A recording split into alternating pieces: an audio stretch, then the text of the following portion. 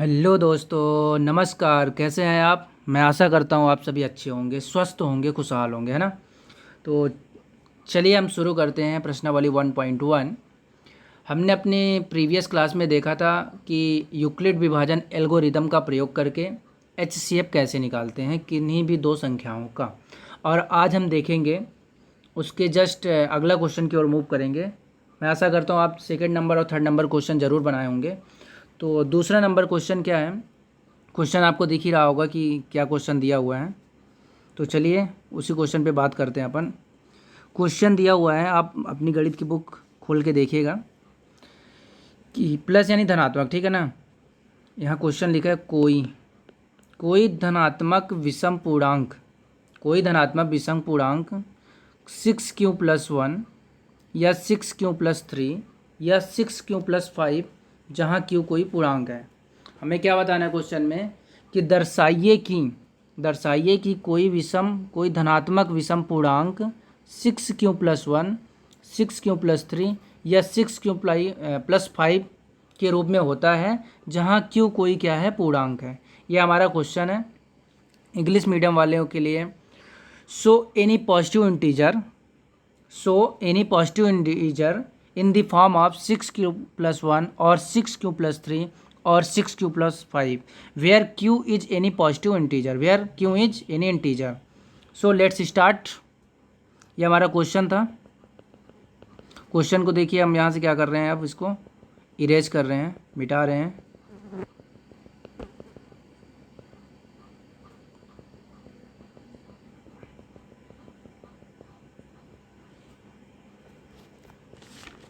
तो चलिए शुरू करते हैं ना। हमें सबसे पहले क्या करना पड़ेगा, मानना पड़ेगा, क्योंकि क्वेश्चन क्या था कि दर्शाइए कि कोई धनात्मक विषम पूर्णांक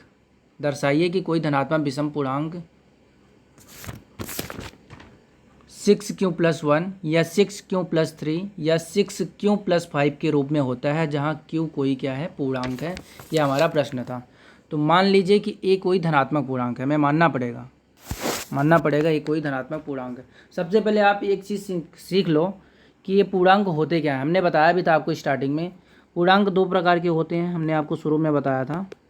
एक होता है धनात्मक, एक होता है ऋणात्मक। धनात्मक में कोई जैसे +3 हो, +7 हो, +11 हो, 111 हो, प्लस कुछ भी हो धनात्मक। ऋणात्मक में -5 -3 -1 ये क्या है, ऋणात्मक पूर्णांक। तो यहाँ पे क्या बात कर रहा है कि कोई भी धनात्मक विषम पूर्णांक, विषम में क्या होगा, +1 +3 +5 इनकी बात होगी, ठीक है। ये बात हुई पूर्णांक के संदर्भ में।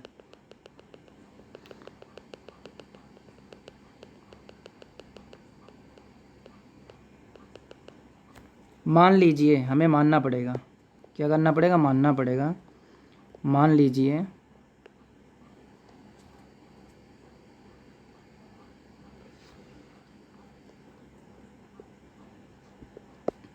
मान लीजिए कि a कोई धनात्मक पूर्णांक है। मान लीजिए a कोई धनात्मक विषम पूर्णांक है, क्योंकि क्वेश्चन में बोला है कि a कोई धनात्मक विषम पूर्णांक है, इसलिए हमने क्या किया, a को मान लिया कि a कोई धनात्मक विषम पूर्णांक है। तथा हमें क्वेश्चन में क्या दिया हुआ था, 6q+1। देखो क्या क्या दिया हुआ था, 6q+1 और 6q+3 और 6q+5 दिया हुआ है। ये किस फॉर्म में लिखा हुआ आप देखे होंगे, bq+r के फॉर्म में ये लिखे हुए हैं। किस फॉर्म में लिखे हुए हैं, bq+r के फॉर्म में। तो यहाँ से हमें b की वैल्यू मिल जाएगी 6, है ना। तो लिखेंगे तथा b = 6, b = क्या लिखेंगे, 6 लिखेंगे, तथा b = 6। ठीक, इतना हमने किया। अब आगे क्या करते हैं, तब यूक्लिड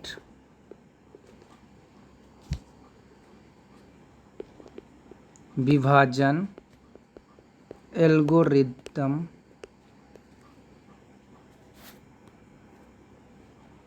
का प्रयोग करके ये चीज़ हम लिखेंगे। सबसे पहले हमने क्या लिखा कि मान लीजिए a कोई धनात्मक विषम पूर्णांक है तथा b की वैल्यू हमने बताया कैसे निकाला, तथा यूक्लिड विभाजन एल्गोरिदम का प्रयोग करके। ठीक, अब आगे करेंगे सवाल को। ठीक है, इसको यहाँ से थोड़ा इरेज करता हूँ।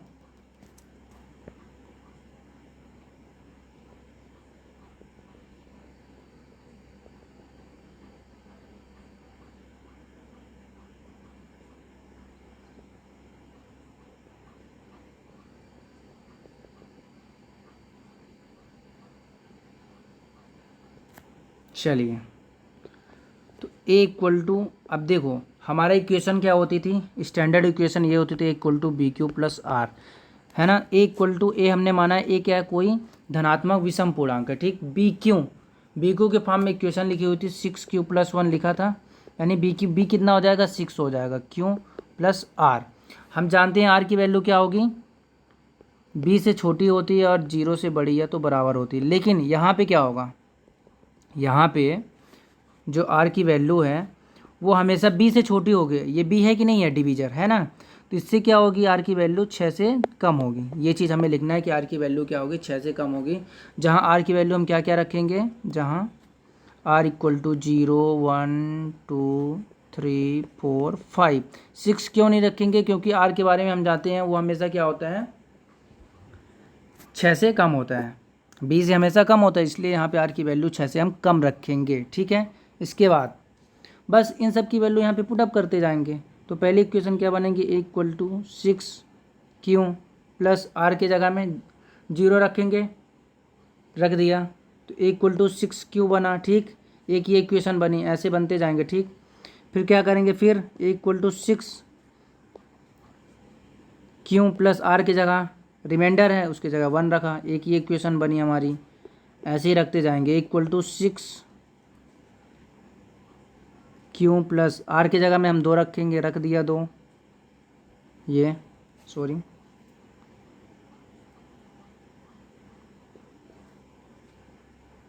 q प्लस 2 ये रखा, ऐसे ही 3 रखेंगे, इक्वल टू 6q प्लस 3 ये रखा। ठीक, फिर ऐसे ही इक्वल टू 6q प्लस 4 रखेंगे, इक्वल टू 6q प्लस 5 रखेंगे, और क्या रखेंगे, equal to 6q plus, sorry हाँ, सब कंप्लीट हो गया हमारा।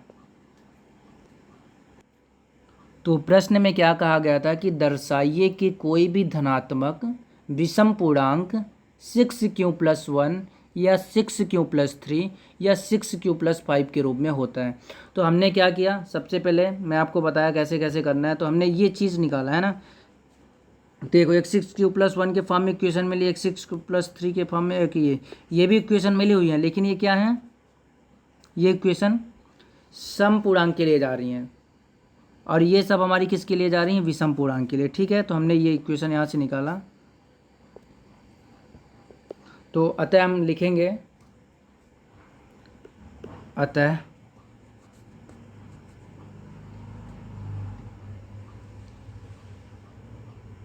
एक के कोई धनात्मक विषम पूर्णांक के लिए, एक के कोई धनात्मक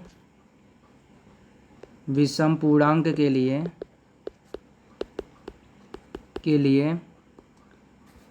6q+1, 6q+3, 6q+5 के रूप में होता है। ये चीज़ हम लास्ट में लिखेंगे। मैं आपको करके भी दिखाया था ये कैसे होता है, इसको और अच्छे समझते हैं।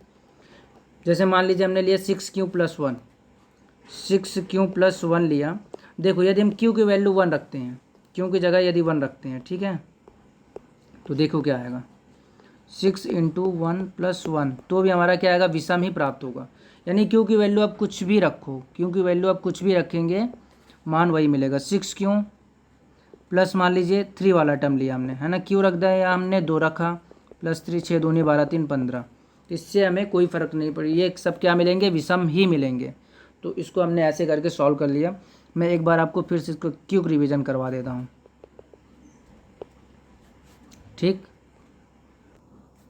तो इस तरह हमने इस जो पूछा गया था क्वेश्चन में, इसको हमने सॉल्व कर लिया। और आप अब ये सोच रहे होंगे कि 6q + 2, 6q + 4 को क्यों नहीं लिया गया। अब आप ही बताइए, यदि हम q की वैल्यू यहाँ पे या तो 0 या तो 1 रखते हैं, तो ये सम आएगा कि नहीं आएगा। देखो 1 रख के देखते हैं, ये देखो इसको सॉल्व करेंगे, 6 × 6 = 8, है ना, इसलिए इसको शामिल नहीं किया गया, क्योंकि ये सम पूर्णांक के लिए जा रहे थे, किसी भी धनात्मक सम पूर्णांक के लिए ये जाते, इसलिए इसको शामिल नहीं किया गया था। ठीक है, तो इस तरह से हमने इसको सॉल्व किया। तो मुझे आशा है आपको ये प्रश्न ज़रूर समझ में आया होगा। और चलिए अब क्या करते हैं, तीसरे नंबर क्वेश्चन की ओर मूव करते हैं कि तीसरा नंबर क्वेश्चन क्या है। बहुत ही अच्छा क्वेश्चन है और बहुत ही आसान है।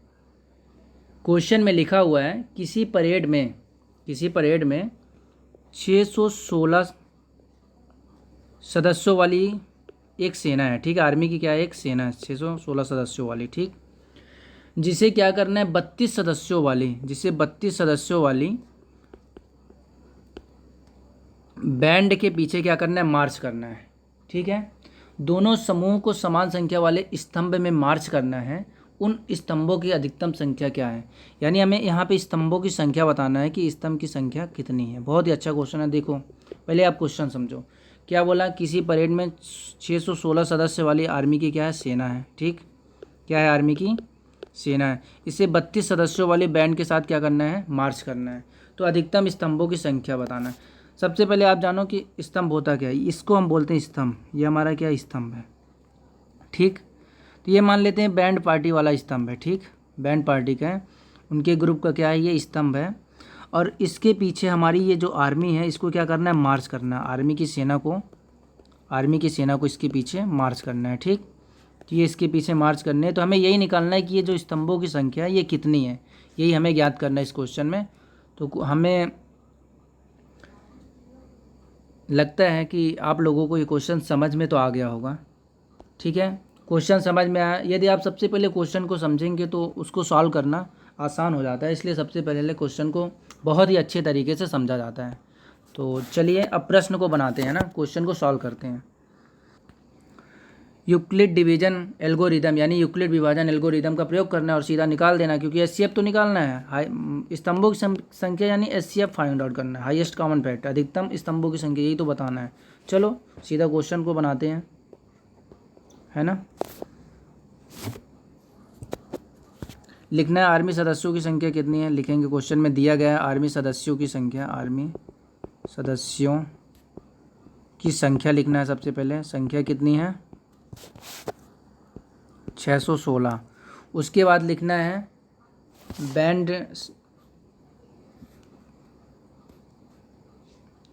बैंड सदस्यों की संख्या कितनी है, बैंड वाले जो सदस्य उनकी सदस्यों की संख्या कितनी है, उनकी भी यहाँ पे संख्या को लिखना है। उनकी संख्या 32। ठीक, ये हमने लिख दिया।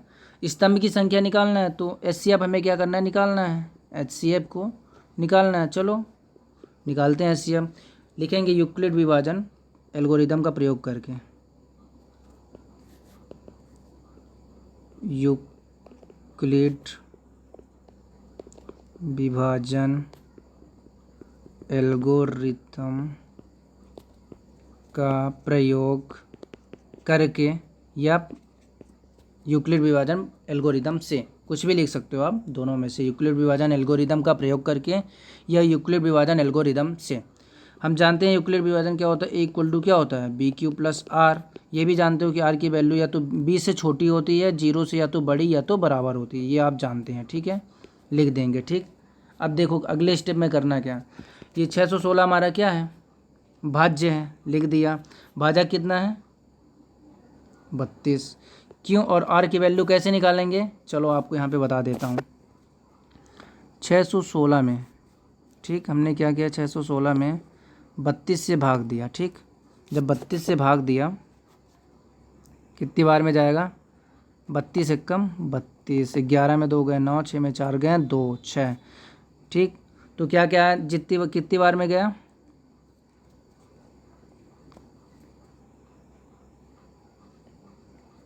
19 बार में गया। ठीक है, सॉरी एक सेकेंड यार। 616 को जब हमने 32 से डिवाइड किया, 32 एक कम 32, क्या जगह की कमी है ना, इसलिए थोड़ा सा डिस्टर्ब हो जाता है। 11 में 2 गए 9, ये आया। ठीक, 6 में 4 गए 2। ठीक, ये 6। अब ये 19 टाइम्स जाएगा तो 288, इसको आपस में क्या करेंगे, माइनस करेंगे, यही तो जगह की कमी पड़ रही है 2। तो हमें क्या करना है, 616 में 32 से भाग देना है। ठीक है, चलो यहाँ पे करके देख लेते हैं, क्योंकि जगह की कम। 32 में किया, 32 एक कम 32, 11 में 2 करना, 6 में 4 के 2, यह कितनी टाइम जाएगा, 9 बार में जाएगा। 9 दूनी 18 क्रिया 8, हासिला 1, 9 3 27 से 28। इसको माइनस किया तो कितना आया, 8 बचा। तो 8 हमारा रिमाइंडर बचा, और कितनी बार में जा रहा है, 19 बार में। तो वो क्वेश्चन की जगह में लिखेंगे। चलो ठीक है, इसको लिखते हैं यहाँ पे। तो बी कितना है हमारा, 32, यानी क्या है, भाजक।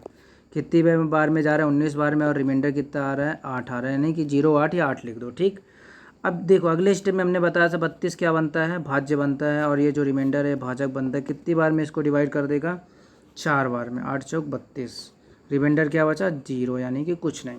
हमने बताया था यूक्लिड विभाजन प्रमेयिका का जब आप प्रयोग करेंगे तो कब तक करना है, जब तक कि 0 ना आ जाए। ठीक है, ये रहा। तो हमारा HCF क्या निकला, यहाँ से 8 निकला। 8 हमारा क्या निकला, HCF। तो बस अधिकतम जो स्तंभों की संख्या कितनी थी, 8 थी, हमें ये लिखना है। तो आता है, लिखोगे क्वेश्चन में,